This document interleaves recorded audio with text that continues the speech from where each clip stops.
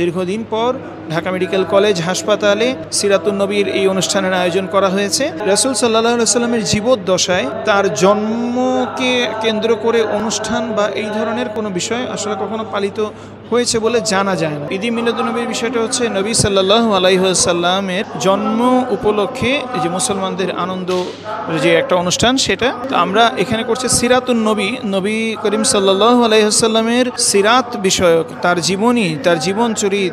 তিনি ছিলেন বিশ্বের সর্বকালের সর্বশ্রেষ্ঠ মহামানব। তার চাল চলন, কথাবার্তা, জীবনের প্রতিটি কাজকর্মই ছিল মানুষের জন্য উদাহরণস্বরূপ। তো সেই দয়ার নবী, মায়ার নবী, বিশ্ব নবী নবী করিম সাল্লাল্লাহু আলাইহি ওয়াসাল্লামের এই জীবনী উপর আলোচনার যে অনুষ্ঠান, সেটাই হচ্ছে সিরাতুন নবীর অনুষ্ঠান। দীর্ঘদিন পর ঢাকা মেডিকেল কলেজ হাসপাতালে সিরাতুন নবীর এই অনুষ্ঠানের আয়োজন করা হয়েছে। এই অনুষ্ঠানের প্রথম অংশে ছিল আমাদের রাসূল সাল্লাল্লাহু আলাইহি ওয়াসাল্লামের জীবনী এবং কিছু হাদিসের উপর কুইজ কম্পিটিশন। রাসূল সাল্লাল্লাহু আলাইহি ওয়াসাল্লামের জীবদ্দশায় তার জন্মকে কেন্দ্র করে অনুষ্ঠান বা এই ধরনের কোনো বিষয় আসলে কখনো পালিত হয়েছে বলে জানা যায় না। সেই জন্য দেখা যায় যে সিরাত নিয়ে আল্লাহ রাসূলের জীবনী আলোচনা, পর্যালোচনা এবং এই ব্যাপারে জ্ঞান অর্জন করা, এইটা সব মুসলমানের জন্যই জরুরি। কারণ তিনি যা করছেন সেটাই ইসলামের, সেটাই ইসলাম। এক গ্রুপ মুসলমান পছন্দ করে যে তারা মিলাদ করবে। মিলাদ হচ্ছে বেসিক্যালি জন্ম, রাসূল সাল্লাল্লাহু আলাইহি ওয়াসাল্লামের জন্মের ঘটনা নিয়ে আলোচনা করবে।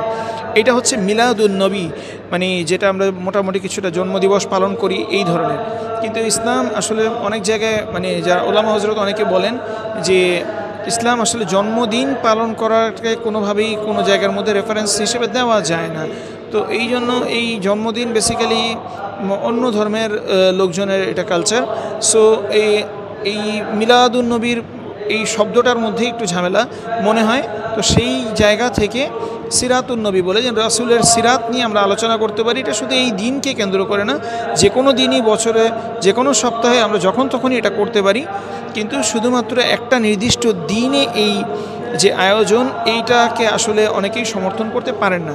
তখন প্রশ্ন আসে, তাহলে আমরা কেন করছি? তো আপনি জানেন যে ঈদে মিলাদুন নবী যে বিষয়টা, সেটা হচ্ছে সরকারি ছুটির দিন। বাংলাদেশে বহু বছর ধরে এই ছুটির দিন হিসেবে পালিত হচ্ছে।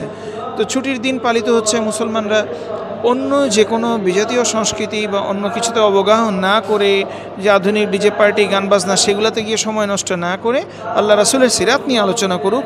যেহেতু বাংলাদেশ সরকার এটাকে ছুটির দিন দিয়েছেন, আমরা আল্লাহ রাসূল সংক্রান্ত, ইসলাম সংক্রান্ত ভালো ভালো কাজ করব, ভালো ভালো জিনিস জানব, জ্ঞান অর্জন করব। এতে কোনো নিষেধ নাই, এতে সওয়াব এবং উপকার ছাড়া খারাপ কোনো দিক নাই।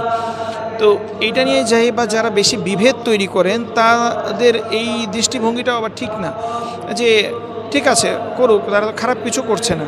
কিন্তু কেউ কেউ বলে থাকেন যে এটা এখানে রাসূলের জামানায়, সাহাবাদের জামানায় ছিল না। তো এই ধরনের অনুষ্ঠান বা এগুলো আয়োজন যদি করা হয় ইসলামের নতুন কোনো অংশের অনুপ্রবেশ, সেক্ষেত্রে বিদআতের কথা চলে আসে।